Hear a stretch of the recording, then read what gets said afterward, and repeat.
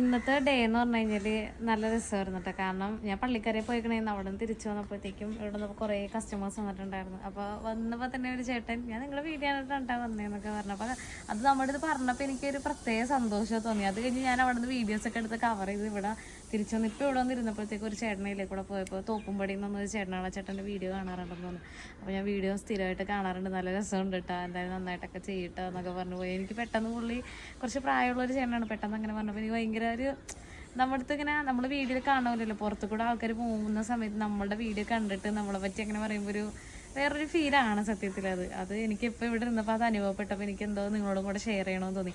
വേറെ കുറേ ആൾക്കാരുണ്ട് വന്ന് ഉപകാരമാണ് അവർക്ക്, വീഡിയോ ചെയ്ത് കണ്ടിട്ട് വന്ന് പാർട്സ് മേടിക്കുന്നവരുണ്ട്.